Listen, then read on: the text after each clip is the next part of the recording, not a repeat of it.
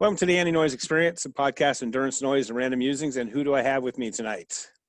What's up, guys? It's Adam Schalit. I am the owner and co-founder of Northeast Trail Runs. Which is my virtual screen. It is a beautiful background, but I'm biased, so you know. Yes. Well, and you know what's funny is I'm actually wearing this hat, and it's weird. I was doing door dashing quite a bit. I'm not doing it now because of all the nutness. Actually, I was doing DoorDash when everything shut down. It was great because I would just go to the restaurants, no one was in them, grab a bag off a table, drop it off at a door. But then they reopened the restaurants and all hell broke loose, and it's just silliness here. And also the restaurants would be full of really old people and really unhealthy people, and they wouldn't be wearing masks. And I was like, oh, I'm done. It was good to do, but I've been wearing this hat forever because it's a really comfortable hat, and looks good too. It's pretty dirty, but and it was funny. I was at some hipster trail race. And you know how I am with trail runners, and the hipsters are like, oh, that company that makes those hats is a really good company. So whoever you bought your hats from, it's like Boca or something like that. You got them from a good name company? Yeah. Oh yeah. What's the company's? Boco Gear in out of Colorado. They're a Front Range Colorado company that does all the design in-house and are super everything they put out, we definitely stand behind. Yeah. Well, I got in the cool kid category that day because they're like, oh, those are the greatest hats. And I was like, well, I got one from my buddies Northeast, Adam and Eliza. So where are you at then? So right now I am talking to you from Manchester Center, Vermont. We are right at the base of Mount Equinox, which is just shy of 4,000 feet, or as we call it out east, a big mountain. Yeah. So you're where I saw you last then. Totally. Yeah. It's been, it seems like those were the before times, but when we were able to just easily travel around New York and everything. Well, that was way back in 2018, the fall of 2018, which is actually kind of funny. I started doing this podcast just kind of on my own in 2018 and did my very first episodes in Vermont, I believe, or almost some of the very first ones. What happened was I hate to write. And so I'd have athletes like yourself or people ask me questions. And I was like, man, I was doing video, which now I'm back into doing. But I was like, oh, why don't I just do audio and send it to them? And then I looked up and I said, I wonder if there's an app that does podcasts, and this Anchor app did it. So I was like, cool. And I just went off and running. And then kind of like I was telling you before, now that it's a whole Zoom world and audio and the video is crap even on the major networks, I'm like, hey, maybe I'll start doing some people. So I started with Ed and a couple other runners and people I've met over the years. And I definitely wanted to talk to you and see what's going on, you being a race director. And so what's going on with your guys? You guys are kind of shut down? We are totally shut down, and we made that decision kind of there was a confluence of factors, but one of them actually, even before we were really looking at race season, we host the snowshoe season too. So we've got beyond the dryland stuff, we were doing snowshoe ultras.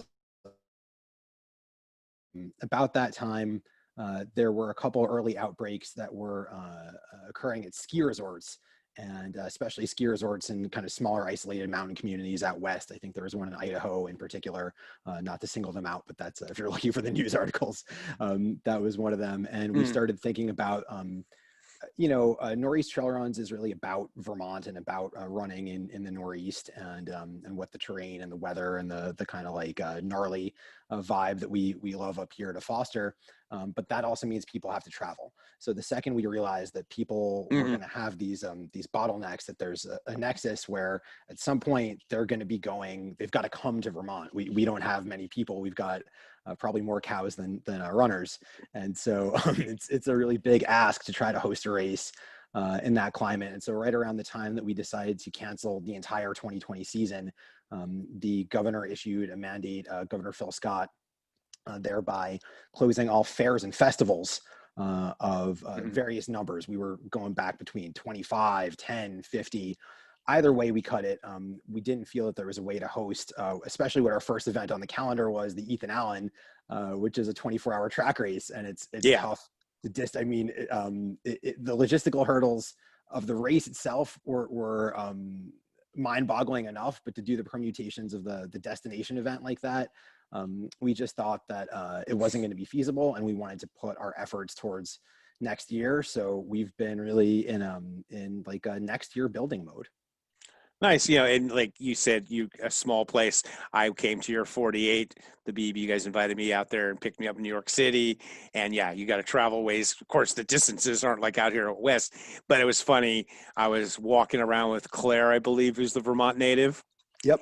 and I was like, "Yeah, I'm from a small town in California, Bakersfield, California, and it's about 500,000."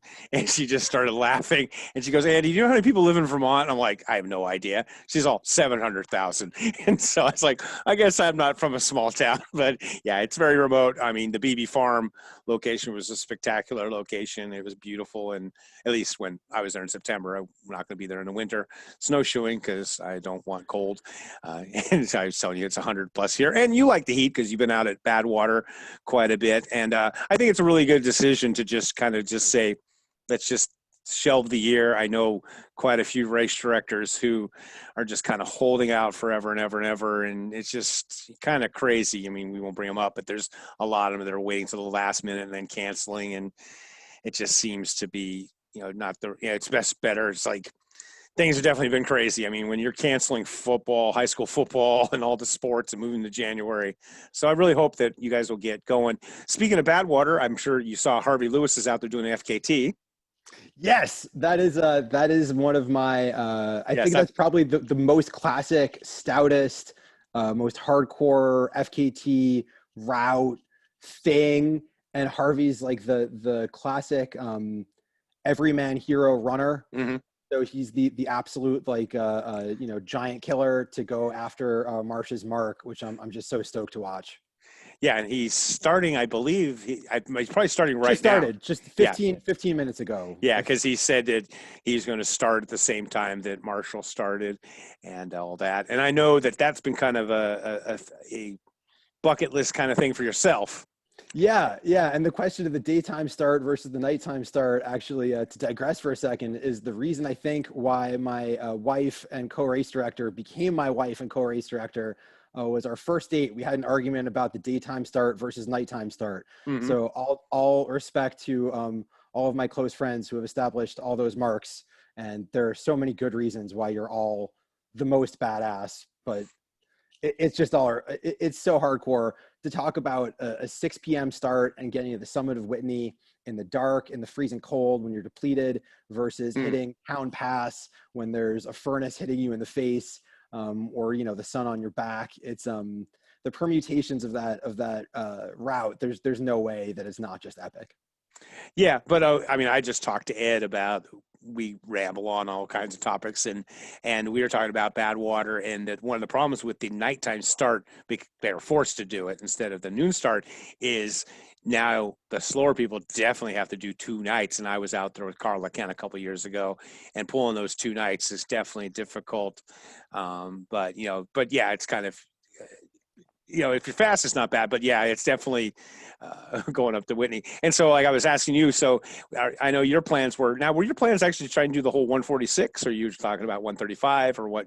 I was going to declare 135 and hope to go for a 146 to make it my rookie effort, and that way, Yeah. if I felt like I could climb, I definitely would. That's Yeah. I think that's part of the thing is it's such a it's a high consequence start when you start up, and so you're making a choice at Whitney Portal about your own safety and also your ability to keep the event and the integrity of the thing intact by being as safe for the community.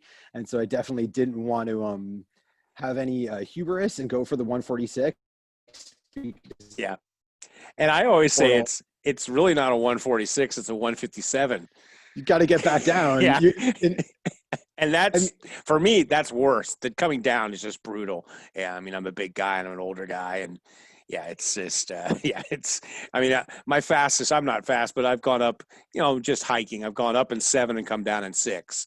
Most people would come down in like 3 or 4. I'm pretty slow. I think that the summit hut is going to look really appealing after 135 miles or 146 miles, in your buns. And so I can't imagine I mean, seriously, the pull of just staying there at altitude you get all sleepy, you feel nice, and all of a sudden one thing leads to another, and you're like, man, I could live up here. Well, you could pay a couple years ago a bunch of pussies, and I'll just call them that. Some young guns, like in their 30s, hiked up there. They had some minor issues. They ended up, and it was kind of still some snow. They had some minor issues. They ended up spending the night in a hut, and then they called for rescue. And some rangers hiked all the way up there, helped their asses, and then they ended up, even though they were completely mobile, it was on, you can YouTube it, you can find it somewhere. A big ass helicopter landed up there and took those guys down, and they were like in their third, they were your age, healthy I young mean, men, and there was that's nothing yeah. wrong with them. And what I loved about it though is the Rangers who came up there to help them when they were offered a ride on the big ass helicopter, like, now we'll hike back down. But you do know, you got to know deep down that as much as they rip those guys, rightly so, and as horrible of a decision as that is for so many Yeah. reasons, Oh yeah. they definitely want to land that helicopter on top of that mountain just to see if it will make it to 14, and just because they're dying to do it. So you always know that the SNR guys, there's this push. Oh no, I'm not talking to SNR. I'm talking me watching the video. I was like, I really wish I knew who those guys were that took a helicopter ride back down. I mean, yeah, it sucks going. It's a brutal. Just doing the Whitney hike in a day sucks, but add on the Badwater. But it was just funny because they landed and yeah, there was that. I mean, like they're showing the video of the guys walking to the helicopter, and there's nothing wrong with them. Yeah, I mean, I remember seeing a couple in your neck of the woods on I think it was Sanji, or it could have been Jacinto, but one of the two SoCal peaks. I remember seeing a few years ago a young couple where the gentleman in the pair had some military experience and was had some kind of like operational capability, and in his imminent wisdom decided that there was a freak like spring squall, and that meant that they should summit rather than descend. I'm thinking, you're looking down at what's one of the nicest like desert resort communities. There are pools. You could literally see backyards and pools from up there. And rather than do that, they needed rescue. I think they were out for a day or two. So good on them. But yeah. Ironically, that's the one kind of climb I have not done here in California. I've done pretty much all of them, and it's just kind of more. It's like 4 or 5 hours away from Bakersfield, so kind of logistics of it's like, do we really want to go over there? But doing the cactus to clouds, and it's just for some reason I probably done pretty much everything else around here, but haven't really done that. So like I was talking about the Badwater thing, obviously not this year. You got any plans? Like, have you been? Yeah, and you're not racing. Have you been doing any run training? I know, or any of that kind of stuff, or what's been going on with you? No, I like to joke that RDing is probably the leading cause of heart disease in America, but it's been tough to train. Definitely haven't been prioritizing fitness. I think for the past couple of years, Mm. it's been more about running community and building up. I think as runners also, we have a lot of areas in which we've got weaknesses in our skills and our outdoor skills, and we get by because we're only out, like we're talking about, light mountaineering, walk up stuff and hiking. And that, those holes, I think, are something I've been trying to address a lot through Northeast Trail Runs and through just general trail community. A really good example, we have a snowshoe ultra in March, and the weather can be really dicey in March up here. You get kind of freeze thaw conditions. It can be really deep. There's breakable crust, and one way or another, the conditions are really shitty. I mean, that's kind of what the Northeast is about, and the notion of a nor'easter storm is exactly kind of what we want to keep. It's gonna suck. You got to like settle in, buckle down, like deal with it. It's what we got here. It's never the best weather, but it's always beautiful. And so we definitely found with that event that, for instance, a lot of folks had marked interested as camping in backcountry shelters. I think we had like the whole field pretty much committed to camping. And in the end, we had a couple of people who were takers.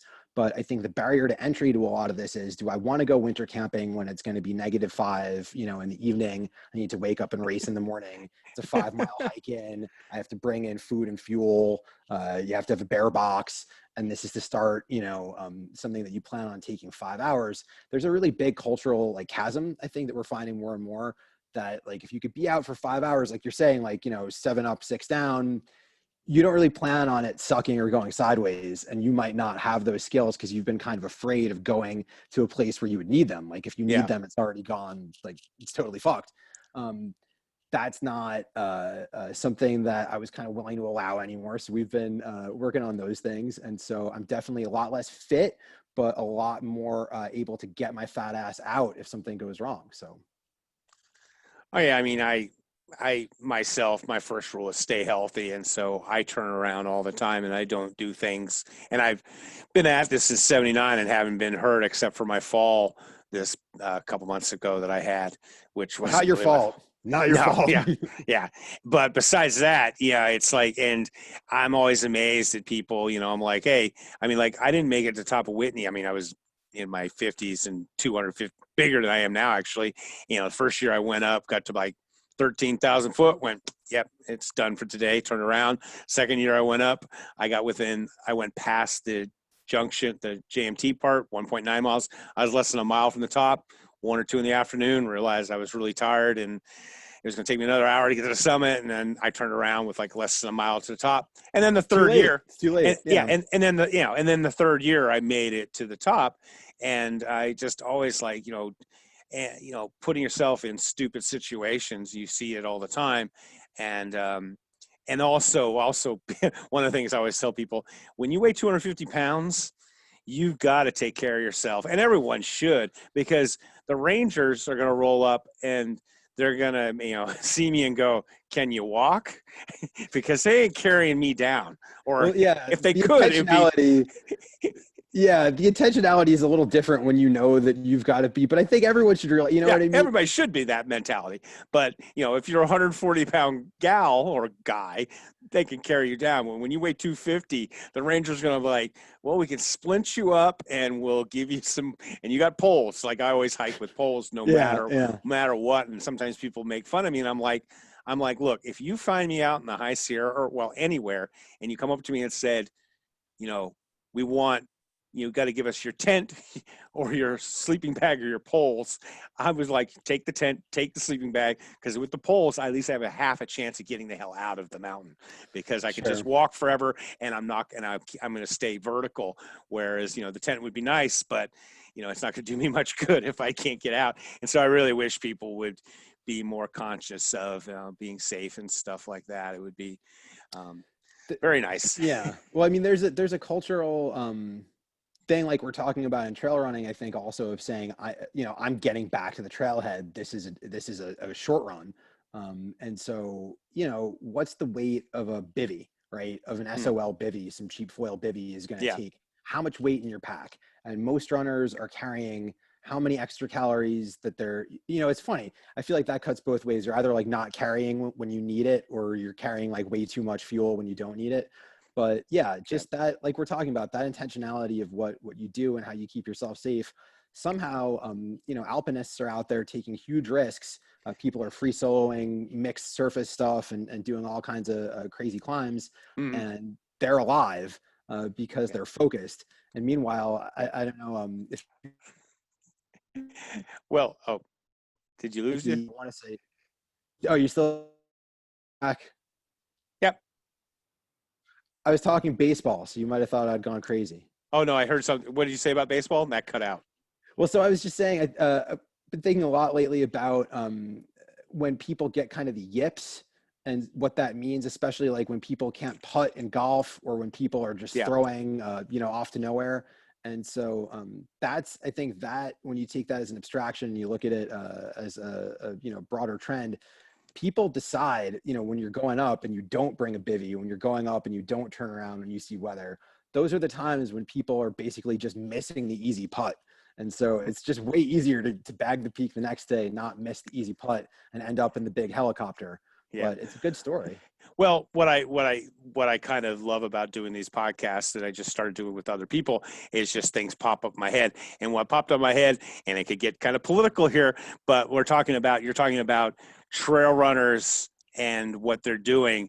And it's really kind of how COVID's working, because in Europe and Asia, they have trail races, and in Europe and Asia, they have required gear. and you have to have rain jackets. You have to have all this stuff to do almost any trail race. So UTMB, the Japanese versions, they make you carry all the stuff, emergency bivvies, a whistle, all these things. And, and then the Americans, get all bent out of shape when they go to UTMB. I'm going to take all this shit, because here in America, you can show up at a 100-mile race, and nothing about Anton, no disrespect to Anton, but he shows up with 1-inch inseam shorts and a water bottle. And like, we send him off into the woods, and, he's Anton, so he can kind of do it. But then again, poor Dave Mackey was out there one day on a boulder on his leg, and, but that was a freak. But I'm just saying, we in our ultra trail community, like, we very rarely do they have required stuff, because everybody's like, oh, it's my right to be an idiot. I always say that, we're the land of the free and the home of the brave, and that if you're brave enough, you can do any dumbass thing. Absolutely. Yeah. And I can go to the Grand Canyon. I used to do the rim to rim, and you see some of this, stupidest people, because it's easy to do the Grand Canyon. You can go downhill, and the trail is beautiful, but you get a mile or two down, and man, climbing out of that thing, and or at least with Whitney, you don't get very far because it's straight up. But yeah, you kind of see the comparison, and then you look at the whole COVID thing. And in Europe, like yesterday, they had a major bicycle race. They had the Milan to San Remo race, and they're having Formula One, which I've gotten into, and they're masked up and they're doing it properly. Yeah, and they're doing it properly. And here in the United States, we've got our sports coming back, but it's kind of the same thing where, we're having our numbers through the roof. And it's kind of, it's kind of it's an American mentality, not to trash, just saying it's something you have to realize. Like, and you said it with trail community, but it's kind of like in everything. Cause like, look, you're like, yeah, with these trail races or people hiking, they go out and just, it's a rugged independent streak. And I think the reality is, and I forget what Justice said it, but you're right, at free speech ends at yelling fire in a crowded movie theater. And so my goal is always, your rule, stay healthy. And it's like, I think a lot of runners don't die, don't need SNR. And that's my rule of life. I've been able to hold to it so far, and it's been great. Yeah. And so I certainly don't regret that. As far as, it's funny you should mention Formula One. Formula One has got the best logistics, engineering, data science of pretty much any program in the world, military, industrial. I mean, sports isn't even kind of it's a tour de force. Do that while transporting all these travel trailers all over the world, spare cars, parts, engineers, have telemetry back to the base. And you see, as you're saying, kind of the way in which we do a lot of our races. I think this has been a really great opportunity to reevaluate personal responsibility, challenge, community. We're in a place with very few hospital beds, where a lot of people who live here are used to huge risk taking. I've seen recent numbers, and I'm sure I'm going to get this wrong, so don't quote me, but I think it was something like 1,000 to 1 that people feel that risks that are in their own control by 1,000 to 1. And so the best example of that is skydiving, I guess. How controlled do you feel in skydiving, or flying an aircraft when the statistical odds or whatever? Meanwhile, you drive to the corner store, you're very likely to end up seriously injured. We've got terrible road safety in America. So this is something that, we've always felt that roundabouts were an imposition. And I think that if you look at roundabouts and other mask laws, compliance with these things, it makes it possible to have a broader functional society like that. Yeah, we've got a bit of a bad boy streak. Yeah, well, but you also it's kind of like Australia. They say, they sent all the convicts there.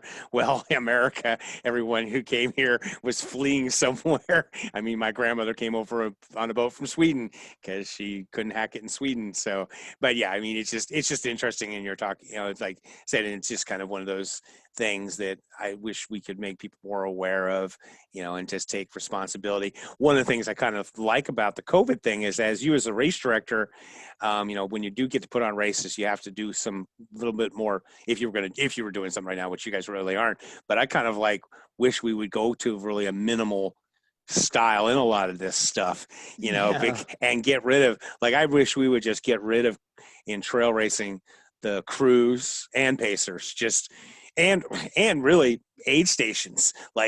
just should all you should do, all of you as a race director should have is like Laz does at Barkley.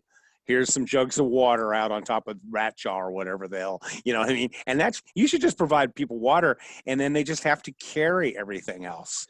And Yeah, I like that. I mean, the plane is a great event like that. And a big shout out to the Shawangunk Ridge Trail race, 70, 50, and half, which I mean, there are some really awesome self supported races. But as you know better than anyone, some people are just in it for that sweet, sweet swag. And, you mhm, know, you gotta, we do that, baby. That's yeah.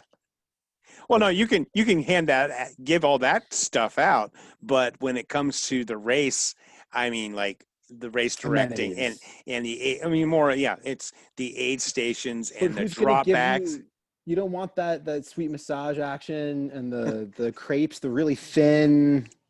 Yeah, just the aid stations and you know, because and especially now because you've got to cater to all the different dietary things and da da da da da da da. And I'm I'm not getting into whatever, but it's just like, I mean, as a race director, I'd just be like, oh Jesus, it as an athlete myself, and I've run into this problem. And the thing is, there's always a lot of grumbling and bitching and complaining in ultras, but nobody says anything. Well, everyone's polite to the RD, especially during the Yes. race, and so that's always we always like hope to break that like fourth wall. So I want to help, and I Yeah. can't help if I don't know. But the Well, but first also thing, the problem is a lot of races because of the limited nature. There's this dynamic of customer versus uh, person that is completely bass backwards. Like we all cower and walk around in fear of a lot of people because we want to someday maybe do their race. Now I don't have that problem because most of those particular races I don't have any interest in doing, and or I'm going to say something anyways, and then people get mad at me and I get or the whatever. lottery means you'll never get in until you're 150, so it's not even a big deal. Yeah, I mean, most of the races that, well, and also the big issue too, and I know like your BB Farm was on a private property, is that a lot of these races they're doing it on public property. They have limited number of people, and it just causes lots of issues of like, wow, you're making all this money using public lands, and then you're also totally in charge, and it's kind of yeah, it's just a weird thing. I mean, I don't want to put you on the spot being as a race director, but it's just an interesting dynamic that it seems like. I mean, and I know you, but I'm the same thing. Is you guys are really serving your clientele, your athletes and people, but there's a lot of like almost like people are scared and nervous and don't want to dare say anything. But I also think it's because we've also just built it up so much that you got to provide all this stuff. And I wish there was more of a happy medium where you put on a race and you've got great. I always tell people all I need for a race is a well-marked course and measured course and good timing, and then there shouldn't be anything else. I mean, you can give the cool hats and all that stuff, Yeah, but during the race you shouldn't have to do anything else. yeah. I mean, to that point, and I'm happy to engage with that actually, you know, You're a little quiet. I'm not sure if oh, it. I might just be a little quiet, but we're good now. It's still a little low. It was normal and then it kind of disappeared. Let me make sure. Still good, better. About the same. Okay, Okay. I'll try to speak up. Okay.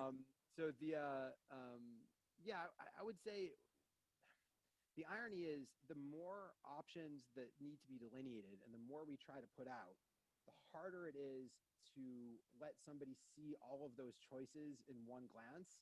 And so just from an infographic kind of like typographic perspective, if I've got gluten-free, vegan, paleo options at an aid station, which we usually do, the really hard thing to do is to let people know I have your stuff. I Yeah. have this, I have that, because when you're glancing at a thing, there's definitely decision fatigue and just an inability to process. I'm not trying to read War and Peace every time I come in and out of an aid station on a mile loop. So it's a damned if you do, damned if you don't kind of thing for an RD for sure. But the upside of that is that I get to graze all of your food, you runners. When you don't eat it, I eat it. Yeah. Yeah. I mean, I've often told, and races, and it's good, like when you have like a whiteboard and can kind of like write like when we like, obviously 48, what's coming up for breakfast, lunch, or dinner, and those kind of things. And, it is necessary to an extent, but it just seems to be one of those things with races that kind of gets a little sideways. I mean, granted, I've been doing this since '79, so I kind of look at stuff and go, oh my gosh, these people are just insane. Like, just the bitching, whining, complaining about things that don't really matter. But then if I bitch or complain about stuff that is more like directly race related, like, hey, the timing system's not working. Hey, so and so is not following the rules, that you get in trouble for. But then people endlessly complain about, not having a certain product or something like that. So Maybe you're on to, I hadn't considered it until you're saying it out loud, but maybe that's kind of a race brain is such a thing. Maybe like during that kind of fog of the event, you've got to bitch and moan about something. And I think I see this a lot also, come to think of it, with crew, especially when you see like spouses or close friends crewing, and you'll just get pissy about something. Your runner will get pissy about something, and it's not really about that. We all just need to like step back. And I've had a lot of experience also watching runners with each other and seeing what they're griping, changing literally from one lap to the next. mhm. They could totally have resolved something.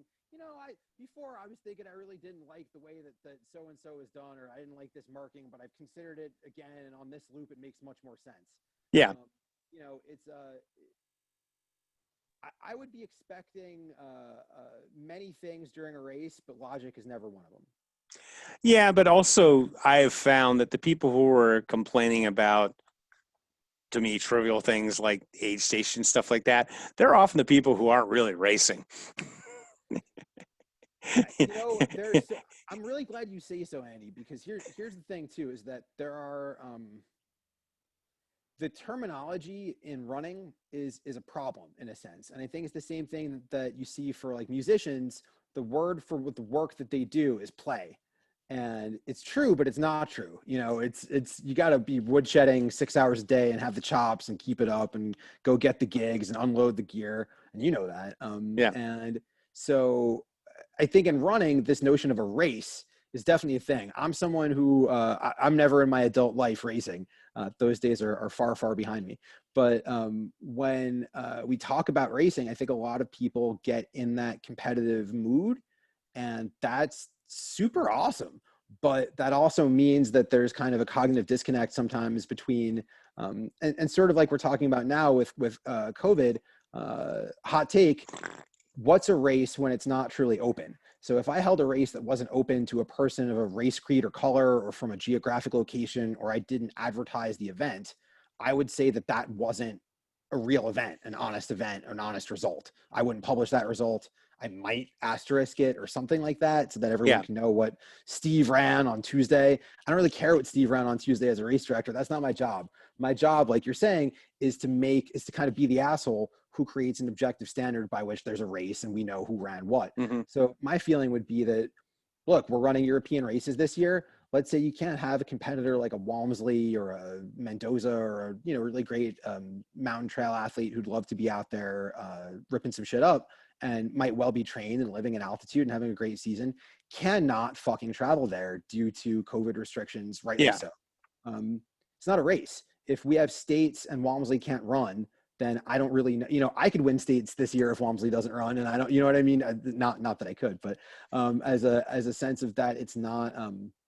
I wouldn't feel comfortable publishing that result as an honest result, and I stand by all of my brethren in the profession and in the community of sport who are able to get results out there that they feel are real and honest and equitable, and that they could run Yeah. with, pun intended. But I'm not there yet, and definitely not in our tiny little mountain town with our 5 cows and 3 people.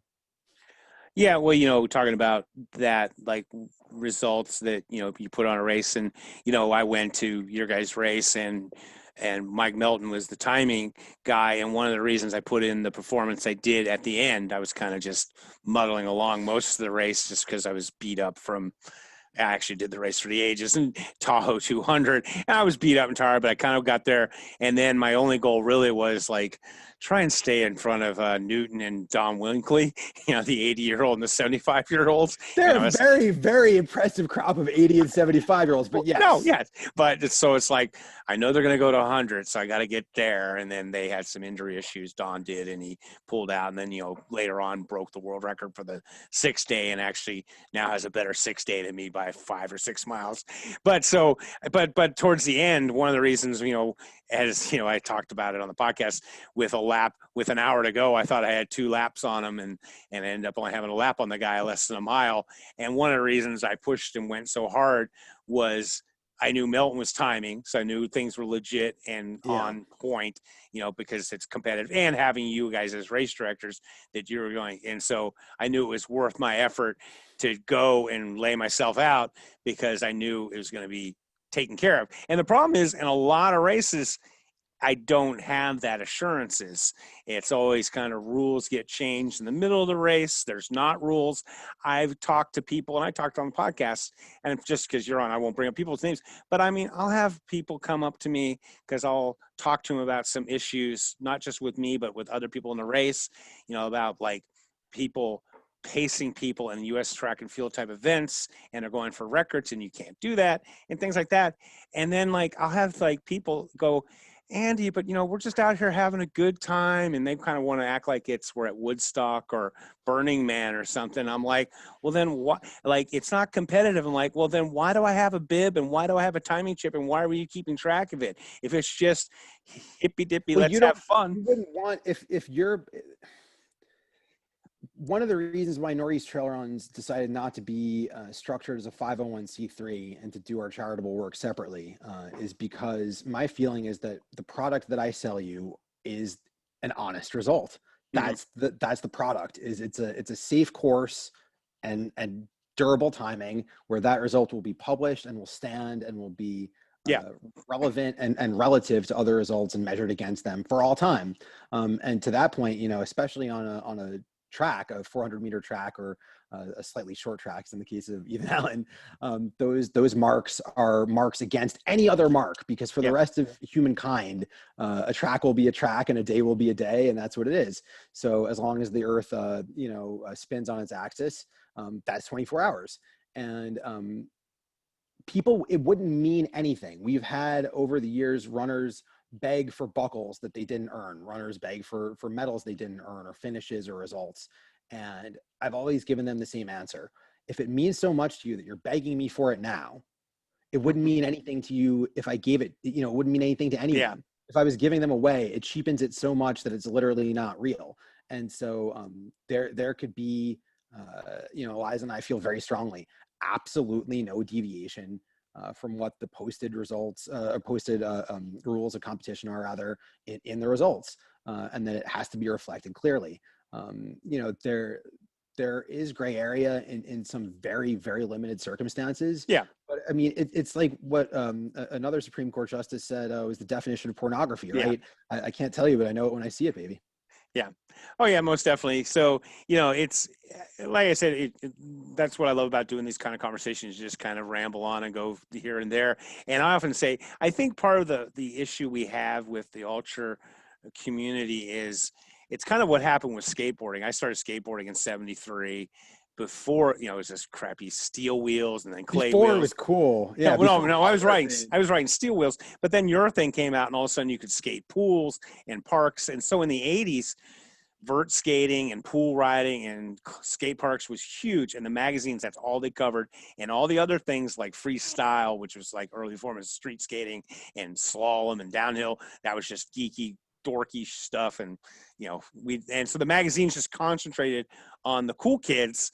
And then insurance and whatnot closed all the parks and all that, and the skateboarding just died. And then street skating finally came back and exploded. And I feel that the ultra world has just been doing that and doing a real disservice, just It's all about the trails, and it's all about, trail running, and so when you pick up a magazine or you look at all the popular stuff, and they completely ignore all like the loop stuff, fixed timed events, road events, and all that.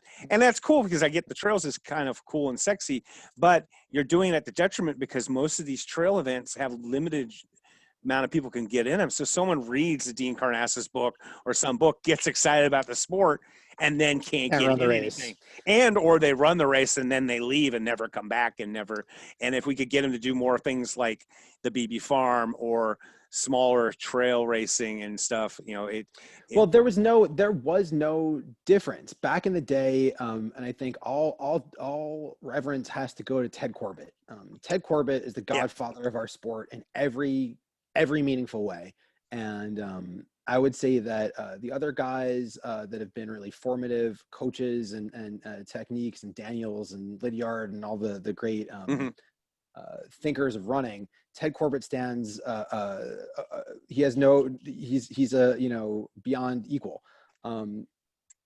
It used to be, as you know better than anyone, that running was running. That Captain Barclay made a bet that pedestrianism was running. That ambulation and hiking and being a general, rambler was a kind of thing. And, people don't think about John Muir as being some badass ultra athlete, but here's a guy who is walking up first ascents with an alpenstaff and hobnail boots and a coat with some stale bread. And I mean, just a badass motherfucker. So what I think has been lost is this notion of, if I had a nickel for every person who told me that Badwater isn't a race because it's not on a trail, I'd be a rich man. And that's really unfortunate, because I think it's actually more human to run the or salt pan or that kind of environment. Roads are trails. We build them. They're built by humans. We are, it's all the same thing. Yeah. And if you could run, you could run. So I've never seen, someone come from a track and marathon background like Camille Herron or Jim Walmsley or any of the current crop of absolute standout ultra athletes. I don't see them bitching about 10K road races much. So yeah, well, it's just, you talk to a lot of people in the ultra world, they think it got started with Western States. Like that was the first 100-mile race. And I get it because that's what they believe. But then you're like, wow, in the 1880s, they were doing 100-mile races. They were doing all this crazy 6 day. Well, like one guy had a race where he was 500 miles and he like walked from Philadelphia to Washington, D.C. and he had to get there before Lincoln's inauguration. And he won tons of money and stuff too.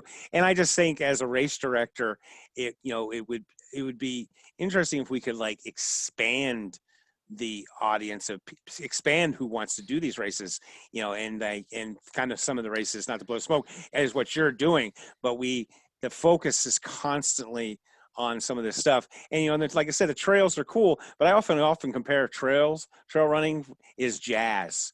It happens in the moment and then it just goes poof. It's like ephemeral. So like people say like, oh, Walmsley beat Timothy Olson's record. Well, Olson ran it. It was like a 70-degree day. Walmsley runs something different. And in 50 years, Western States might be all condos. It might be all underwater, Andy. We don't know. Yeah. And so the records mean nothing. It's just what happened that day. Like you go see a great jazz performance and it doesn't get recreated. Fixed time events, road events, especially fixed time on loops, it's like classical music. I can play Bach and Beethoven now, just the way the man wrote it, but I can't. It's repeatable. Yeah, it's repeatable. And so if someone wants Joe Feges' 6-day record is 6:06, 200 years from now, you can go find a track or a loop and try and beat him. And that's science. But I can't go beat you. Like today, I can't go beat Jim Walmsley's record, because I can't even get in the race. Like it kind of comes back. It comes back to what you're saying. And so I wish we would get people out of this mentality. Like people think like Western States or these races are like the most elite of the elite. And you're like, no, because Western brings, no disrespect to Western, they bring back the top 10 every year. So they get in, and then then you can win your way in, and what we've taken like 10 or 15 people winning their way in. And so Yeah. the field, there's 300 people in it, and there's maybe 30 people who are good. We're contesting it. Yeah, Yeah. I yeah, mean, I think most races, if you look at even a lot of individual sports, we're in Vermont here, and I have a background in alpine skiing. yeah. And if you look at the World Cup, for instance, there are a lot of racers who don't take the structure of the technical events, the slalom and giant slalom, is that you take 2 runs and the times are combined. And it's considered super, super dick to take your second run if there's no way that you're going to finish anywhere in the points. Because you're just ripping up the course for the next runner, and the next racer. It's kind of just it's not done. You're traditionally not even sort of offered the start, and so you'll see a lot of people who run a full World Cup season, and they're not taking second runs. Yeah. They're not there, and they're incredibly good athletes. Oh, yeah. I'm not impeaching their abilities at all, but it's just it's not going to happen, and that element of our sport, where professionalism and amateurism are still back in the day. And it's funny that we're talking about 6-day racing and bets and the Lincoln inauguration. Horses and furlongs and turf and when you look at a horse racing sheet, it shows what the horse is running in a very scientific way. And there are people out there, Dobies and Paul Kenter. I'm talking to you guys, but there are guys out there who look at the sport like horse racing, which I think is the right way to do it. Yeah. And in fixed time racing, you look at an athlete, where their training has been, where their performances have been, and it is just absolutely ironclad, repeatable science. Yeah. So hard to argue. Yeah, it's funny. I mean, that's, and I always tell people, like, I come, and the thing is, people come into the ultra world, especially, and even actually running, not like myself. They come into it in their later life, and so they have this gigantic lack of knowledge of what's come before them. And like, I talk to people all the time. I'll say, "Hey, what's your 10K PR?" And they're like, "I've never run anything but 50 milers." And I'm always like, so you basically just go and do really, you should do shorter races, because they're like little lab experiments that if they blow up, so what? You're just putting vinegar and baking soda and making a volcano. Instead, you're signing up for a 50-mile or 100-mile race. And the 80 right in your hand. Yeah. And like, how long can I hold this before it blows? And so I often kind of just see people doing that, and I wish that people would take a step back, and then, like I said, I mean, I get the race directors where they're probably actually being more successful by bringing in the people who are more doing it for the social, kind of aspect than anything else. Yeah. I hope you broke up. Oh, I lost you. Yeah. I think we were going at each other. No, I was just saying, for sure. I part of the reason I think also why people eschew the like shorter distances or the road races and stuff is that lack of having mentorship, and that back in the day, local club racing was such a thing, and everyone was out there in like 3-inch split shorts and looking, like a weirdo back in the, you had to want to do it. Yeah. And I mean, so the difference now in the sport is really, but it also means that people are getting, like you say, they're not getting mentorship, they're getting marketing. And I see a lot of people buying, big ass packs aspirationally for doing longer stuff. And like you're saying, they've never run a 10K, and beyond the efficiency gains and whatever, there's just the fact that it is the sport. Running is running. And, our motto is any runner, any distance. And we actually hold, I don't know, it's not the case. I'm sure I know there are other RDs who do, but we do everything from mile to multi-day. And difference between moving your body in any of those. And I'm not a hater. I'm an equal opportunity, lover of moving your ass down the road. So I think that's something that took years though, Andy. And we're talking about it now. Snowshoe racing. It is so hardcore, and people don't love it enough. And these are all the like bastard children of ultra running, of running. Fur trapping, man. You need snowshoes, Andy. I mean, not in Bakersfield, but it would be good on the dunes. You could rip up the dunes. Yeah. No, yeah. It's just God, now I completely blanked on something, but yeah, it's just, well, like, it's a perfect example of doing all the race distances is when I went to your BB farms and I was having that guy chase me, the last hour, and I ended up beating him by 60 yards. So you caused me no end to the. I think your listeners would be interested. Eliza, who takes care of most of the records filing. We always, make sure we've got everything right with Mike Melton, or if we're doing it in-house, we send off everything to the, USATF, IAAF, IAU. In this case, the IAU gets back to us like instantly. And I've got to give props to Jurgen.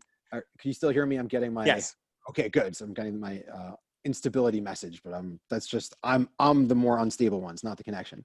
So the message we got back from Jurgen at the IAU, like instantly, was, surely you're wrong, because you say that this was a distance of like 182 feet, and surely you mean 1.82 kilometers or 182 meters or whatever it was. I'm blanking on the exact number. Eliza would know that one. Yeah. But yeah, they could not believe that was the result. And much to his credit, Jurgen was like, well, I demand proof. So we had to show him the picture of you out sprinting Dave. And so for listeners also who don't know the whole story, Andy was touching on it before, but David Drebsky was chasing the living hell out of Andy in the last, I want to say like 2-3 hours at BB Farm. And one of the best things about the BB Farm venue is that you didn't get treated this, Andy, because you were running, fucking full sprint running. I mean, Andy was running people. And this is amazing because you were doing it like stealth style. On most of the loop, the runners could be seen by anyone at the start finish. You can see almost the entire course, which is a really nice virtue. Other courses, what they might have and we lack, and vice versa, totally. But one of the great assets of BB Farm is you could see the whole loop. And we were watching you like a fucking freight train, just hauling. I mean, definitely like 5K, 10K pace, absolute, not even threshold. I mean, you were sprinting. And this was like totally anaerobic. I mean, and full all out. And meanwhile, Drebsky just had no chance at that point of getting there. So it's you and David. And the reason why he had no chance was because Andy had cleverly sandbagged the entire race as a pedestrian. You son of a bitch.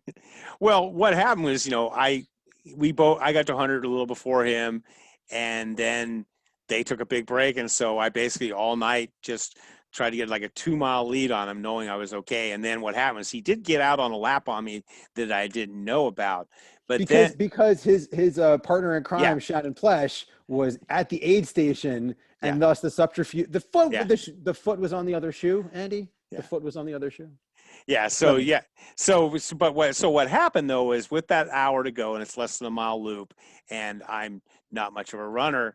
I mean, I don't want to run, but what happened was I was purposely trying to run when he couldn't see me. So like whenever there was like a blind spot, that's when I would really run. And I was also going at a pace that would give him hope. I wanted him to wear himself out. So in the last 5 to 10 minutes, he might get to me, but he wouldn't have that speed. So I was trying to get him to run too hard, that by the time ran out. But also and it kind of brought back around doing any race, any distance. In the summer, my local community has 5Ks every other week throughout the summer. And guess who runs those 5Ks? I do. I do my miles, my 100-mile weeks, but every Tuesday night in 100-degree weather, I go run 5Ks and, somewhere in the 30 range, 35-minute range. And actually my training peak showed, I think that was like the second or third fastest 5K I had the whole year, was at the end of the 48 race, and after doing 120 miles. Necessity is the mother of invention, I guess. You were motivated. But I also had asked you and knew the rules. You guys were like, yeah, we're counting partial laps. And believe me, I really wish you hadn't, because I got to like 120 and there was like 4 minutes on the clock. And it was like, oh, it'd be really great if this race was over. And unfortunately it wasn't. You wouldn't have to bust your ass so hard. Yeah. But that's why I do these things. And like me and Ed have had this conversation often, that we're both competitors, but we're not really about beating the other person. It's that other person bringing the best out of us. and you've got to have that push. I mean, sure, it's nice to beat a guy that's in his 30s wearing butterfly wings. As Bill Schultz said, you had to beat him because, and then, of course, just to rub it in, once we got done, I ran the last half mile back into the finish line. But yeah, but it all kind of goes ties into, you guys putting on events like you do. And there's a lot of other events I go to where I wouldn't do that because I don't have confidence in the people putting on the race that the timing is going to be right, the measuring is going to be right, or they're going to come up to me afterwards and say, "Hey, it was so close. Let's give you both Well, third." I'll tell you what, I'll tattle on myself here and tell the full unvarnished truth about how this feels as a race director. And there have been times in our events where we'll have 99.5% accuracy with every lap that's turned. We've usually got double or triple redundant chips and also anklet bibs on we've got like literally, I think we're probably the only race organizers in the world that have 4 mats on a 400-meter track. So we've got sort of, that's down to the 100-meter. So we've also joked that, for instance, that's the shortest lap that you could, or shortest distance you could possibly run that would be certified in any race. You could come to the Ethan Allen, you could run just shy of 100 meters and stop, and that could be your 24-hour result. I will publish that. I guarantee you. But we have a couple of times, I want to say, I think it's 2 or 3, I could definitely count them on one hand, missed a flag or a mark on an event. And this is why it matters that we have cameras, finish line cameras, that we have photography on course, that we have, other timing that's accurate. So I could data. And in those times, I have been so grateful when there's a totally unpreventable, absolutely million to one Things happen. accident. Yeah. Things happen, but I'm always so glad when I'm like, hey, Joe VJ, amazing sports photographer who shoots just the shots that you need that have the moment of like emotional and like sporting import, but not just like crap that you're not like always shooting a million shots. Do you have that one shot that I really need of that like timestamp crossing the mat? And thank God we've always had it. So yeah, it definitely pays to be paranoid. I had a good friend growing up who when the guys would go out to the bars, he was always fond of trying to keep everyone from getting too rowdy and would say, listen, today's not a good night to get arrested. To which my other friend would always say, it's never a good night to get arrested. So, you've always got to have, like you say, timing, a marked course, water is nice. Yeah. Like I said, it's just kind of, we having you on here, and unfortunately, it's also been just so weird. Like the past 6 months, when I talk to friends and other people, it's like, people are sort of maybe still training, but then they don't really like, hey, you can't talk about what's your upcoming race, and then or you also can't talk about races. Thankfully, we've been having kind of the FKTs, fastest known time type of stuff, like Courtney's out there right now. But I would have ordinarily, in a normal year, we would have seen each other, Andy. By this point in the year, I would have probably seen you 3 or 4 times already around the country, and we live 3,500 miles away from each other. And it's kind of unfortunate. So it's weird. So like talking to you today, I can't be like, so Adam, what are you not training for? Or what's going on and this kind of stuff. So what have you been doing with yourself up in Vermont during this whole thing? That's a great question. Eliza and I spent a lot of time, like we were talking about earlier, when the pandemic started and we sort of saw the writing on the wall, we started lobbying the state of Vermont really hard for outdoor grants, and outdoor recreation as a sector in Vermont is super integrated vertically in the economy. And so we are a tourism-based destination state where people come to have fresh air and, rivers to fish and mountains to run and ski. And we saw that was going to seriously fuck up everything for everybody if we didn't have some relief. So luckily, with some other really great groups, the Vermont Outdoor Business Alliance, and some really great partners in those groups like Burton Snowboards, there was a big push, and thanks to a lot of lobbying, they passed an extension of the CARES Act that put out I want to get this right, but I believe it's $45 million of grant money into Vermont State for outdoor businesses, which are mostly actually, Northeast Trail Runs doesn't actually benefit from that. We're not a company that falls into that category, but what those businesses are guide services, ski areas, Nordic ski areas, for instance, Mhm. trails alliances, mountain bike, groups where they have kind of like a biking club and also operate a trail network. And so all those things, which are the driver of the economy, we tried to safeguard really hard. And we've just been working on other stuff and getting it all, mothballed in a meaningful way. I think there's always positive stuff that could come from challenge. And so we've been trying to kind of trim the fat and stay out of the fray. Uh, it's not been, not that Eliza and I don't have opinions that we'd like to express, but we definitely don't feel that it's something we want to put on our runners or in our races now, Yeah. anyway. So, we've just basically done that and thinking about kind of some other ways to bring people to the trails, as you've seen, I'm sure, in Baco, and as we see all over the country. I've never seen so many people at the trailheads, Mhm. and that's definitely a really unique chance.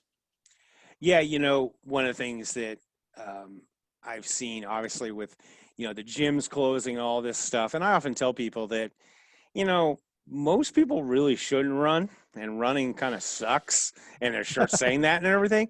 But you're seeing everyone going out and walking and hiking, and I Yeah, really think that you, as a race director, and a lot of the other race directors, need to embrace the walking hiking community and make your races not only, I mean, a lot of sometimes make them sort of friendly, but really, really work on making them more walker friendly with cutoffs, and or just kind of like, hey, earlier starts, or sometimes just saying, look, this sure. race is too long with the volunteers, we can't. But like with Yeah, the loop fix things, you can definitely get people in and walk, but also even like specifically have, you know, divisions, walking divisions in the races.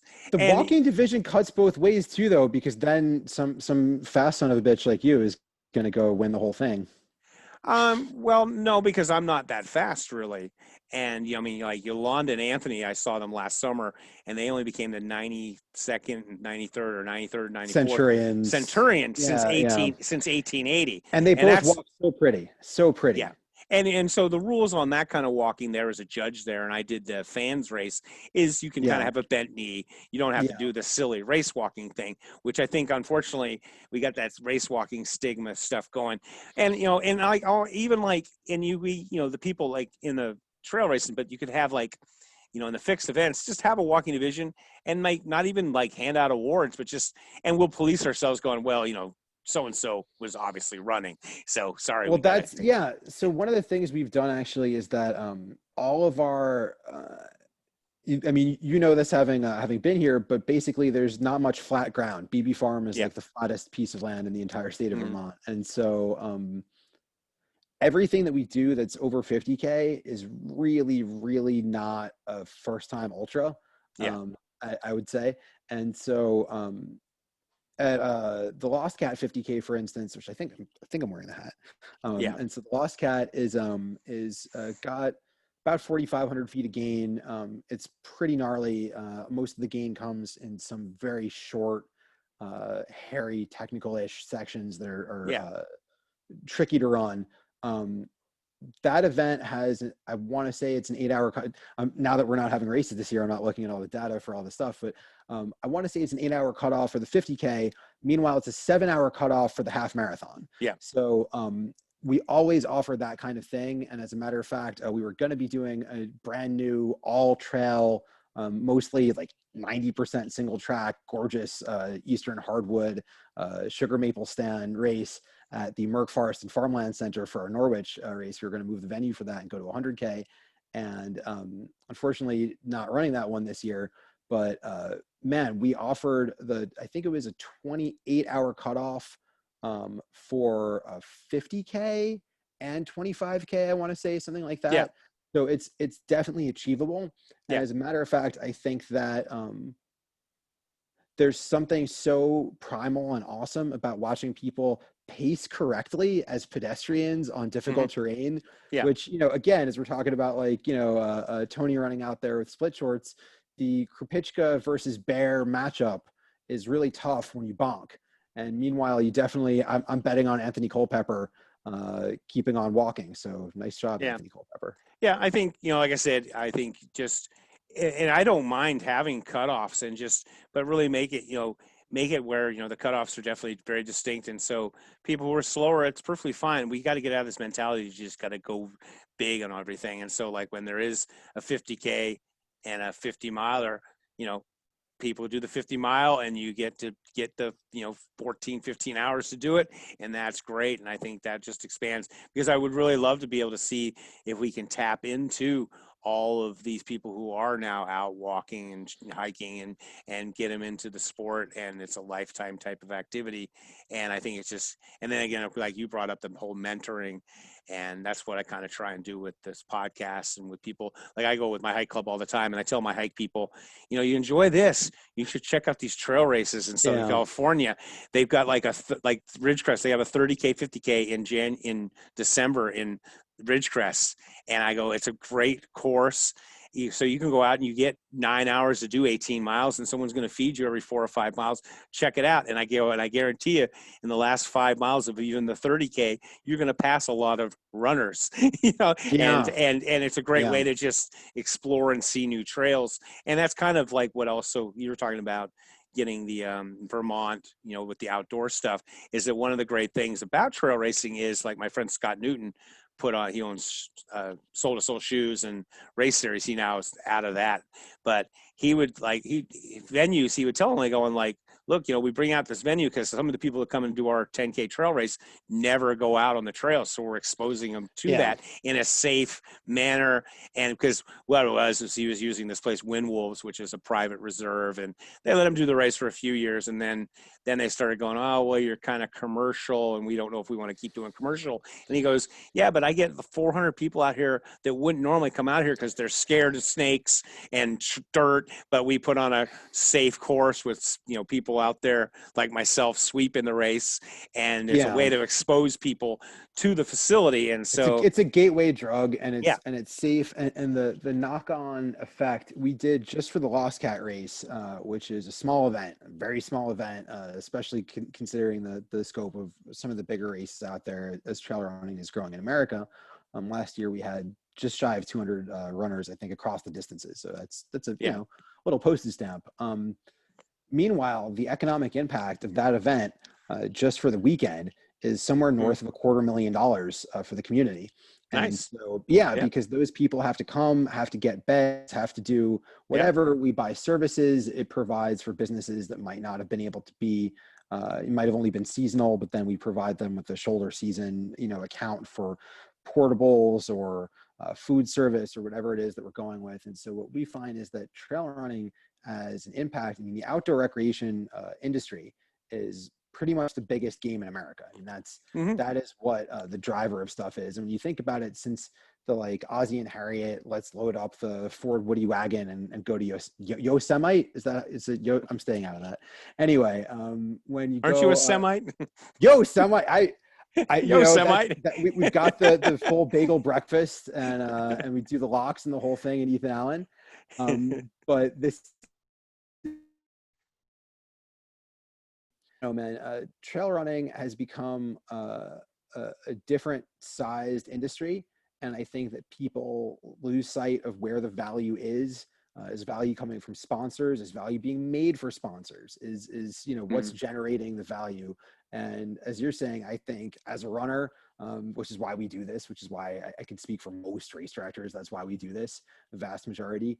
Um, I only want to hold races that I would want to run, yeah. and I want a product which is hanging out with Andy. I want a race. I want what a Hmm. race was, and that's part of why COVID sucks so bad, because all of our closest friends are ultra fam, and the difference between ultra fam and work friends and competitors, my wife is much faster than I am. So who she's racing or who I'm running with or whatever, these are our homies. And it's Yeah. just, it's really shitty right now. So it's so awesome to see you, especially rocking Northeast colors.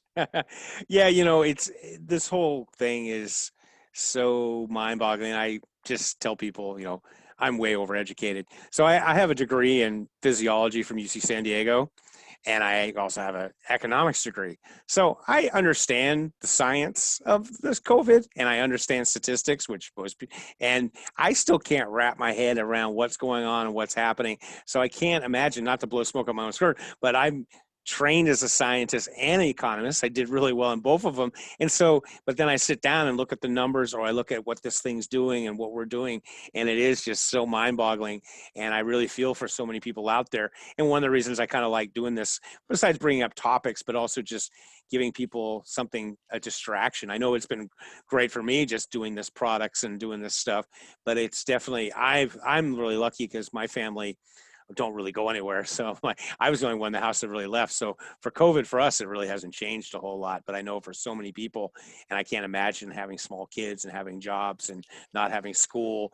And so, when we talk about just all this silly running stuff, it's kind of, but I'm looking like, I was just listening to Dan Carlin.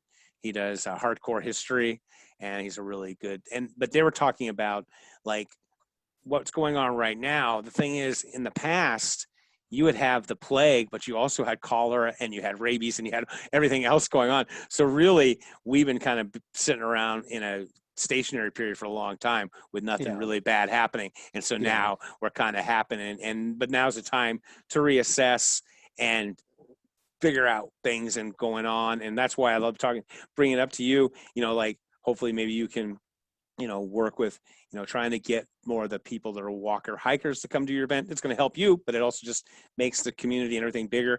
And another big topic that I talk about quite a bit that can't ever get traction, which is really crazy, is running is a sport that's all about physics.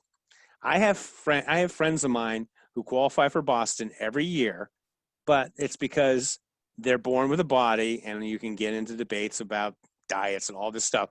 But if you're, an adult male and you're 6 foot tall and you weigh 150 pounds, and it doesn't matter what you eat or drink, you can qualify for Boston every year because it's physics. Then Yep. I've got guys who I coach, who is a Division I soft baseball center fielder, 6 foot tall, built like a Greek god, but he weighs 200 pounds. A great, phenomenal athlete. In fact, he just did an Ironman and he got off the bike and ran a 3:45 marathon, but there's no way on earth he's ever going to run a 3:05 to go to Boston.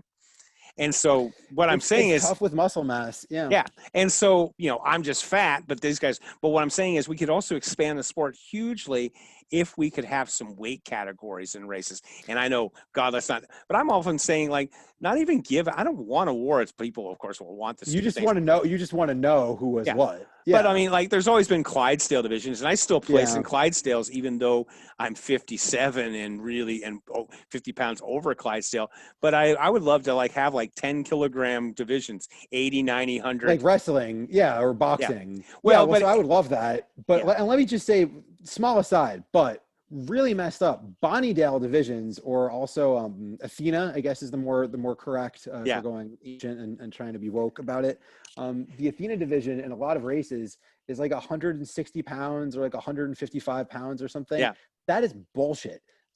Women are not all size 0. Yeah. And Yeah. I'm gonna try to stand up and be an ally here, and also just for my own fat ass, because I'm definitely almost entirely always racing as a Clydesdale if there is that category. Mm-hmm. I'm like 6'1", 2 and change, and right now a lot of change. So I'm getting like Happy Meal change. That dichotomy within the sport itself, just as a bone to pick, is a really great example of a lack of equality or equity for female ultra runners, especially, where it's considered to be that 160-pound woman is the same difference as me relatively. It's not, especially when I'm racing guys who weigh 95 pounds, and it's not.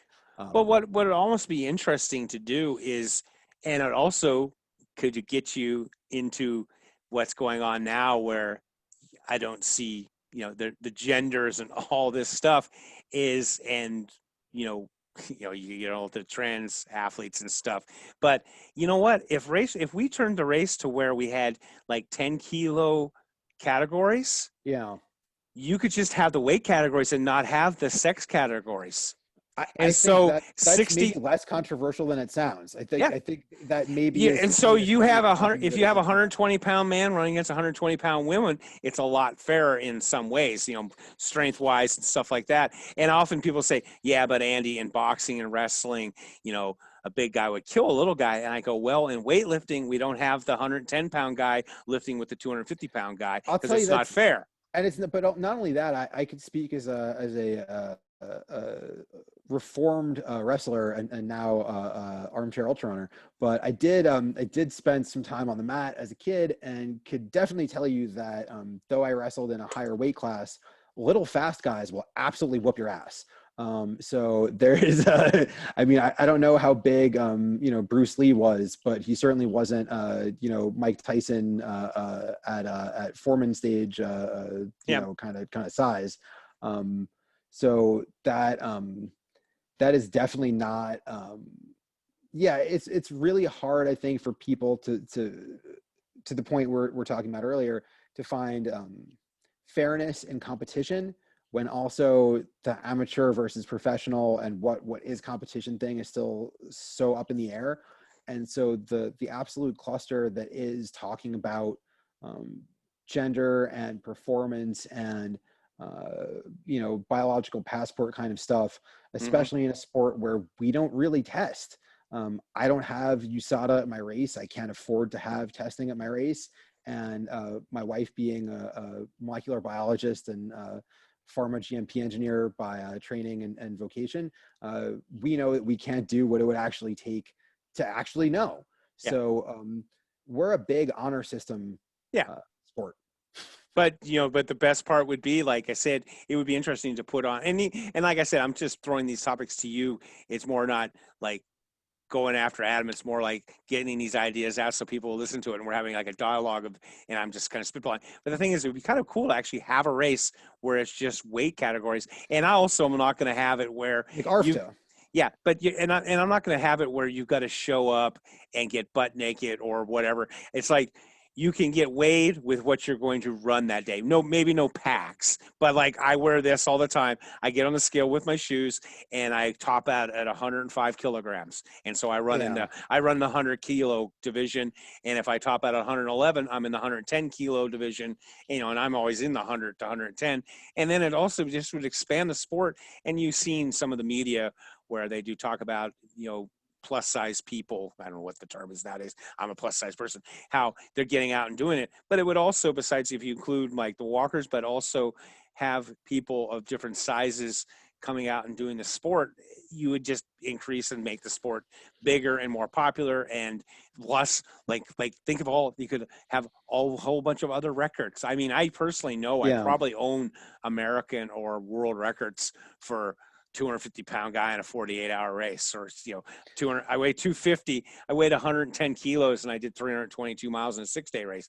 Probably not too many guys that big have done that, but there might No. be a guy out there who could go out and do it, and that would be awesome. It And it w- would and just, it would be an apples to apples comparison, I yeah, think, is your point. And that's yeah. I mean, I remember seeing a thing about James Cracknell, the decorated British Olympic rower.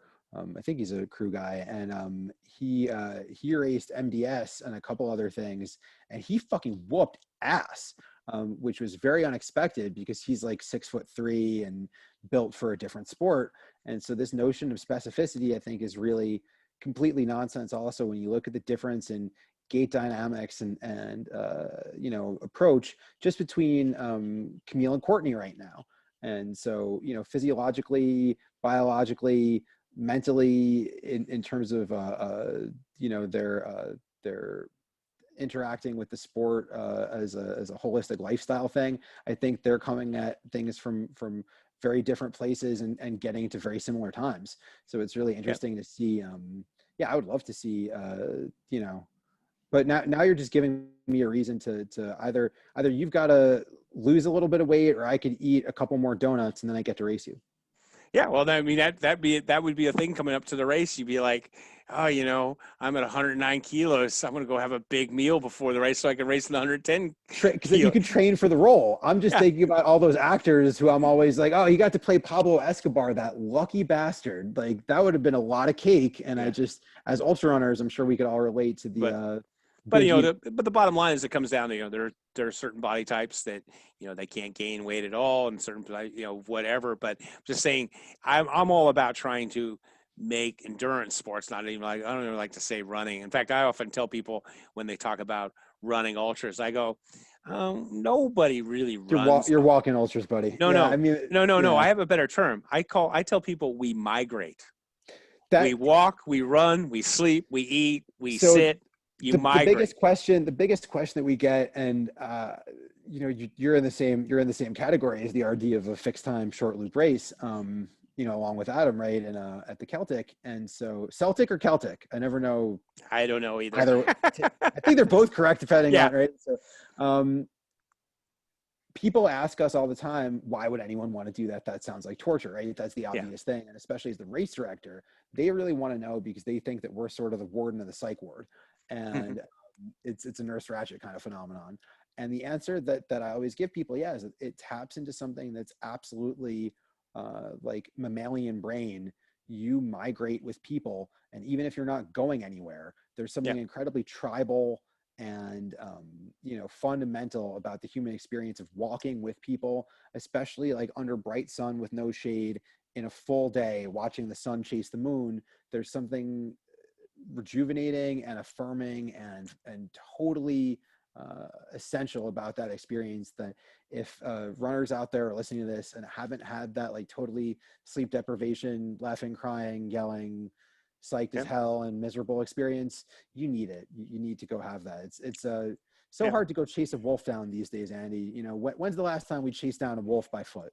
Well, but I always come to this all the time, and it's completely kind of what you're saying is the life we're leading right now has only existed for 60, 70 years. Like Yeah, people totally. like this obsession with ice baths and icing yourself. I said, do you realize that like 50 years ago, you got a block of ice brought to you with a guy in a truck. So you weren't Yeah. doing ice baths. So how did humans make it from long ago to today without ice baths or with all this other shit, all these Well, drugs? Yeah. yeah, totally. But you live in Bakersfield where no one lived. I mean, if you look at a map of the population of the United States before Yeah. and after air conditioning, Yeah, well, no. it's Well, very. that's the thing. That's the thing with COVID is that one of the reasons it's hitting with a vengeance right now in the summertime is Because because everyone's we're inside. inside with air conditioning. It used to be the flu hit you Yeah. in the winter because you all Yep. went inside.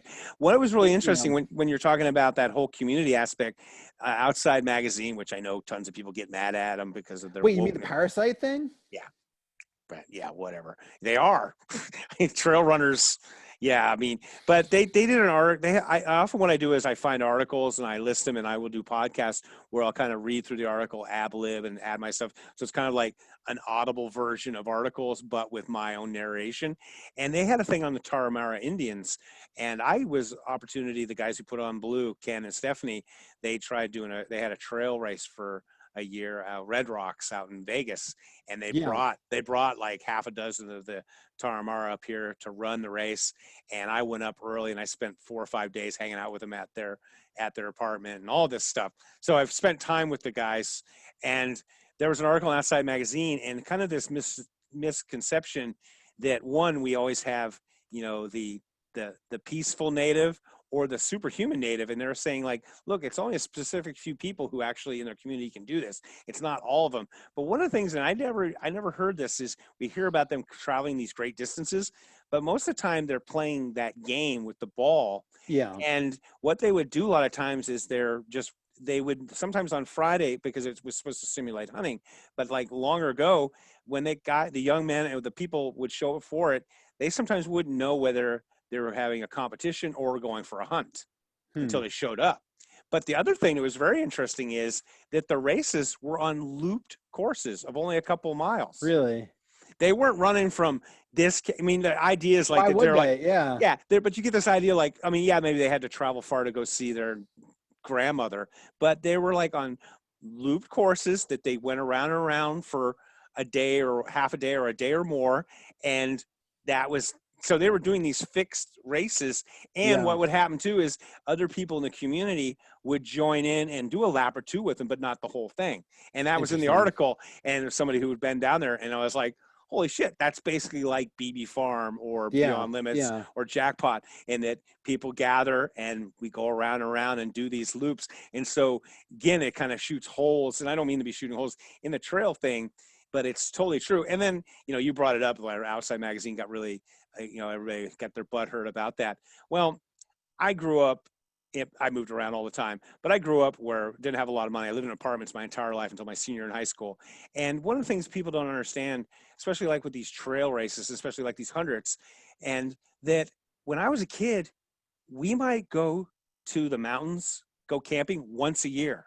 yeah, So yeah, me and my family would go somewhere. And now if there's a race going on there, all of a sudden we're at my camp. I'm at my once a year thing. And there's a whole bunch of entitled people putting on a race and there for a couple of days yelling and having fun and ruining my one weekend because I'm, a lower middle class kid.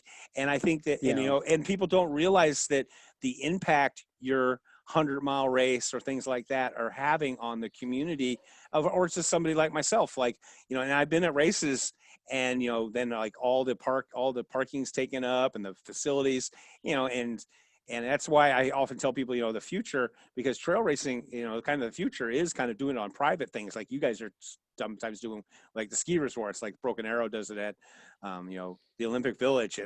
It's kind of like some people, they just get to the point where they're like taking themselves way too serious and way too like, yeah. and especially in today's world where everything is being tossed upside down. I think that privilege needs to be checked. And I think a lot of people, like, oh, Annie, just shut up. But I'm like, hey, it's the case. It's what's No, going on. there's I think definitely what you're talking about, we see a ton in the outdoor community broadly that we need to address from a race equality and equity standpoint, and And socioeconomic, yeah. I mean, I was socioeconomic, a poor white kid. which Yeah. is that these opportunities, the biggest like microcosm of this issue that I see is geotagging. I am a strong proponent that geotagging is not bad. I hate Karens. I'm not trying to mess up anything, and I'm a serious leave no trace person. I mean, serious leave no trace person. Mhm. But I think that everyone has the right to access outdoor spaces and to have an experience in nature and in wild space. And I've known a ton of white folks who have a guardianship gatekeeper complex about what I've literally heard referred to as sacred spaces. And I'm sitting here on Abenaki land in Manchester, Vermont. And all spaces are sacred. We're human beings. We all need nature. We're all tribal people. We were all tribal Mhm. people at one point or another. It doesn't matter how um, we need to let people go to places and not have these barriers to entry where Yeah. it might take years of learning, orienteering, having access to the space, living already in a rural interface area, being able to have gas in your car to get to the trailhead, having a mountain bike to learn how to mountain bike. These are things that we don't even think about. And when we talk about trail running, as you're saying, people are always like, oh, it's a cheap sport. It's not a cheap sport. And that's ridiculous. And so my race entry, I know that the race entry that I charge to my runner is such a tiny incidental piece of the money that they've spent to get there, to Yeah. prepare for it, to blow on shoes and gels and whatever it is. And we're deeply sensitive to that. It also kind of sucks because people are always willing to shell out certain amounts of money for, someone in $1,000 parka will often complain about a $20 difference in a snowshoe. But Yeah. yeah, it's we all need to take a look at our guardianship, I think, of running, of spaces like that. And like you're saying, I mean, nothing sucks worse than trying to sleep at your campsite and people are like raging at 2 a.m. And Yeah. then the finish line of every 100-miler is exactly that. So we might not think we're that, but we are just like Jersey Shore fist pump people if you're not in that There's community. no, I mean, I try and explain that to people and they just look at me blankly and I'm like, no, you guys are just out of control frat boys, you Because there's know? an ownership. They feel Yeah. like they own the space, and so everyone else is especially. And I'm calling out runners and people that I know in that sense. if you think you own the space and you're the person who gets to be the end all and be all who gets to go and recreate there, you're a fucking asshole. Yeah. It's a lot of, like I said, a lot of topics to talk about. So yeah, one of the last things, I mean, because I'll let you go here, and thank you for being with me. One of the last things was, as a fixed time event race director, and I mean, granted, God knows we don't need any more rules and regulations, and I'm sure you've talked to other race directors, but it would be really nice if, like, somebody would sit down and say, okay, here's some general rules for how we should all run these races. Like, a 24-hour race is a 24-hour race.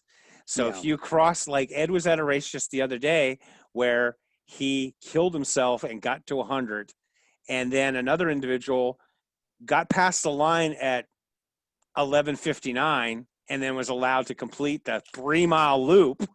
Oh, 3 miles. Yeah. No, I've But it doesn't matter if it's 100-yard loop.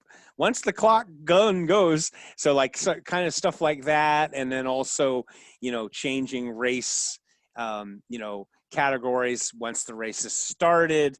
or And delaying, for instance, due to weather in a fixed time race, and so then a 24-hour race somehow becomes a 25-hour race. Seen that before. yeah, but what I'm saying is, especially in, like, but just kind of like, this is the distance or this is the time, and then also, you can't drop down. And it's like, Yeah. hey, like, I went to the Dome.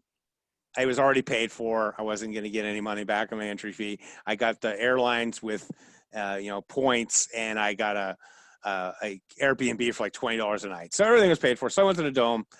I was just not having any fun. I got to watch Yolanda and Anthony do the 100 miles in 24 hours. I was at 55 after 24 hours.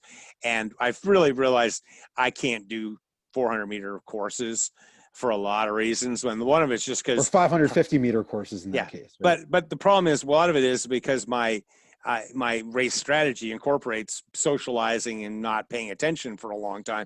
And on a track, you just can't do that. You got Yeah. to be out in the middle lane.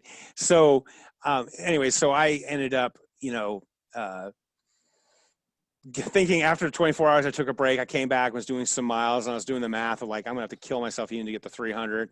And then after, if I'm doing 300, what's the point of doing 200? Called up the airlines. They're like, hey, you could go home. They're not going to charge me anything.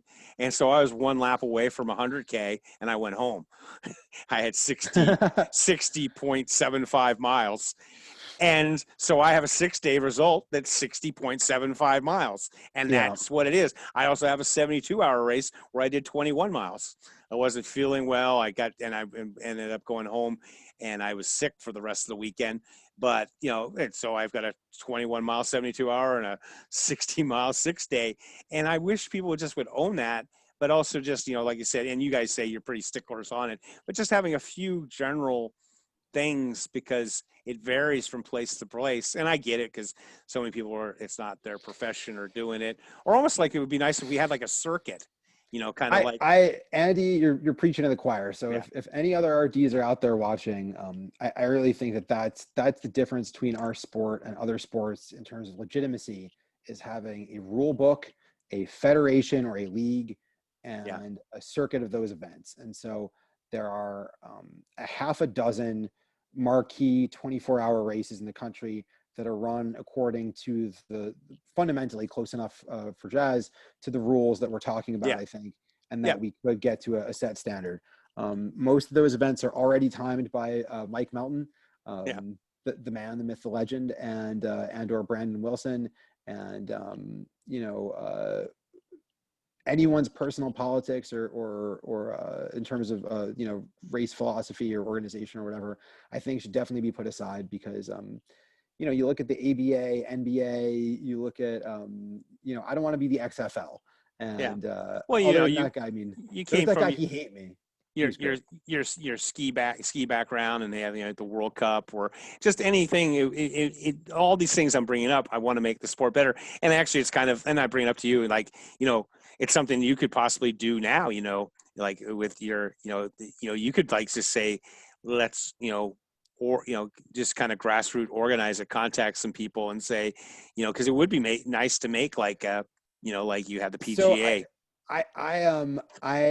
We have done that in the past, and I will say publicly and again that we're always happy to make those things happen. Unfortunately, I think there isn't as much buy-in in the community.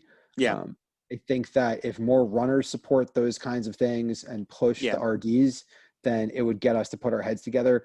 Right now, unfortunately, I think people really see it as a profit issue.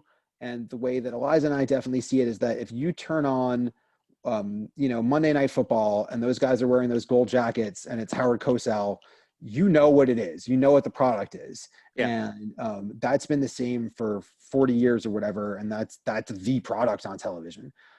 Why we don't have that, where we have the human drama, where we have 24 hours, where you could tune in, where it's made constantly, live tweeting, but also to be checking in.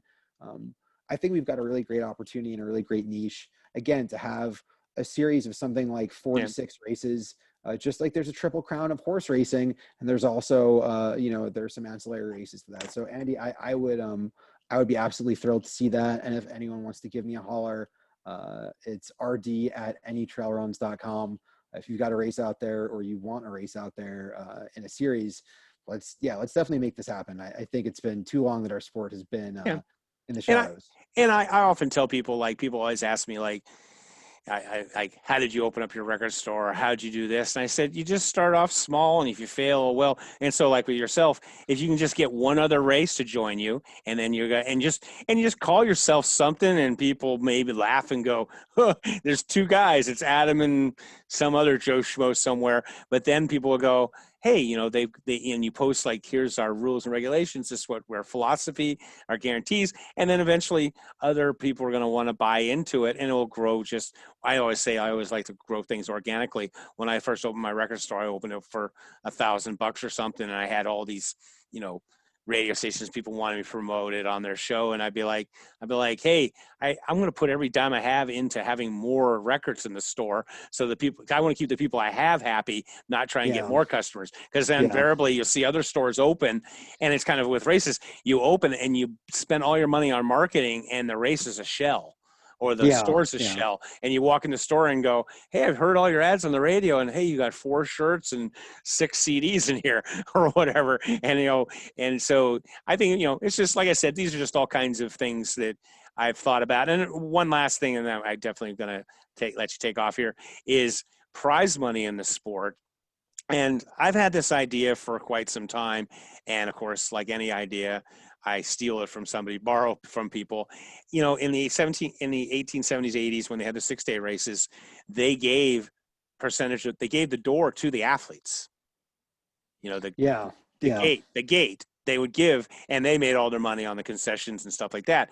And so what they would do, and I used to play poker quite a bit, and they have like these bad beat poker things. And so, like, in a bad beat poker, the person who gets the bad beat gets, like, they have a bad beat jackpot. The person who gets the bad beat, like you have 4 kings and you get beat by 4 aces, you get 40% of the bad beat jackpot. The guy who put the beat on you gets 20%, and then the other 40% gets spread around the people sitting at the table. Well, I've brought this up to many people, like in your 48-hour race, even, like, have an online money raising thing, basically the gate, and then have that and say, okay, the winner race is going to get this amount, the second's going to get this amount, and then anybody who hits, like in a 6-day race, they used to do, anybody who gets over 450 miles gets a table share, is what they call it in poker, gets a share of that proceeds. And so what ends up happening in a 6-day race, if I know I can get, they say you do 400 miles, Andy, you're going to get a share of that money. I'm going to push from the bottom, and it's going to make the guys in the top go even faster. And then my idea too is to make it where I have to run a percentage of the winning guy. So say it's like 2/3. So, like, if Joe Fegis does 600 miles, I have to do 400 to get it. Because there's no sandbagging incentive, so you couldn't just switch off. But Joe would have the incentive. If he throws out a monster race, he could take the whole pot. Because you can't run 2/3 of it if it's just too crazy. Yeah. No, they're totally. if he goes 650 miles and no one else, and maybe one other guy goes 500, they split all the money. And then you could raise, and with crowdfunding, you could raise a lot of money because all these people are coming in and hitting refresh on Mike Melton's page for So 6 days. I'm thinking right now, Andy, of two gentlemen who, again, please call me, but both Ken and Rick, you know who you are. You're both in states where this could happen. Because otherwise, Andy, I don't know if Vermont would take as kindly to it, but I know that we could do it in Nevada or in Jersey. Yeah. And I would be, again, because I think live market prediction and the horse racing analogy are super good for running. I would be super tickled to see that, but I would be really concerned. The only potential pitfall that I see is the sumo wrestling fixing trade-off, Yeah. in which to get like the ranking or the payoff, the whatever. But so I would fix that probably by just hiring some fast guy with a cattle prod. Yeah, but like I said, it's just one of those ideas, and I came up with this idea way back in 2014 when Kuros came to Across the Years. And the reason I brought it up was because there were so many people around the country, and all those people, they're not gambling on it. The money's going towards the athletes. So you're building up a prize thing. And so like when people are coming on at 2 a.m.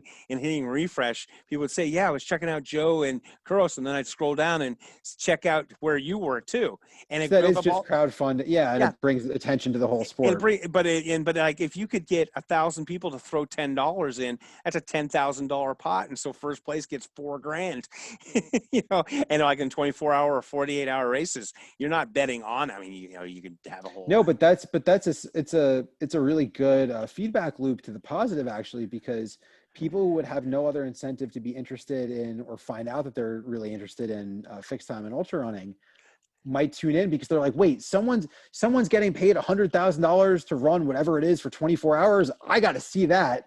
So yeah, totally. I think there's a lot of, granted, like the problem is some of the big established races, I don't know if like the backyard event, imagine all the attention of that. If everybody could just click $10 or $100 or whatever you wanted and threw it in, how big a pot would get as the race kept going. And then when it got down to $10 people might even more people hear about it and put in more and more money. And you could, God knows how much it could get. The prize money could get really big. Again, you have to have, again, that would be part of the organization of like we're talking about the race director organization, have that part of it. So there's full transparency. Like you set it up, like we have this prize money set up. And what they do with like the bad beat jackpots is they always keep like 10% to create the next jackpot. And you have that all laid out in the rules. So the bad beat jackpot, they have $11,000 in it. They keep 1,000 to start the next bad beat jackpot. And, or you don't have to do that. But what I'm saying is, and so you could actually even have it with the race directors committee, like you create your race series and say, we're going to crowdsource the prize money. Yeah. And then if sponsors want to kick in money, but how running companies don't really have any money to kick in anyways. But these are just not this year. These are all ideas of, even it doesn't matter any year they don't. Yeah. I talk to people and they're like, yeah, if you want to get real money, you've got to go to corporate America. You can't get money from some they'll give you product and stuff, and but they're just trying to get by. So interesting topics. Like I said, thanks a lot for you getting on here, and we'll definitely can talk to you again. So you don't have anything really set up racing till 2021? 2021, yeah. And we're really trying to focus on definitely BB Farm and Norwich are going to be our big pushes, I think, going forward, because those seem to be the popular runaway success. And so psyched to work on those events. And yeah, we got time. Well, I definitely want to come back to the BB Farm and do that 48, because there's just not a lot of 48 hours. I told you I talked to Jake Jackson, and he was really looking to do a race, and I think it'd be cool. I think that's kind of like the 200 is the new 100, and I think the 48 is going to be the new 24. Just going out there and expanding the possibilities. Like Courtney right now is out there doing 300 some odd miles on the Colorado Trail. Yeah. So it'd be cool, but I don't even want to say to you like, well, when is all of this going to get normal? Who knows? It's all I know is that I'm looking forward to the after times, and that once we could all get together, it will be all the sweeter. Yeah, in a way, because you guys been out here to California recently? No, no, not Yeah. since we were out there in and got to run some awesome snowy stuff in Joshua Tree. What, you broke up, when were you out here? What time? We were out for New Year's. So we came out, Mm. did New Year's out there in Vegas with some awesome ultra fam, and did some really good runs. And then I got super sick in January, so I should probably get an antibody test because who knows what that was now. But yeah, that was the last time we had the good fortune of being in the Sunshine State or the Golden Bear State or the whatever you guys want to be. Florida's the Sunshine State, right? Yeah, yeah. Yeah, no. We're just California is called the Golden State, I think, is the Yeah. terminology. So, okay, well, I'll let you go, and it's I enjoyed the conversation, and we'll definitely try and pick up again sometime in the future. So, like I always end my podcast with, stay healthy, be boring, not epic. Anything you like? Last things you want to say, Adam? No, I listen to Coach Andy. Stay healthy. Be boring, not epic. Hell yeah. Okay, thank you very much.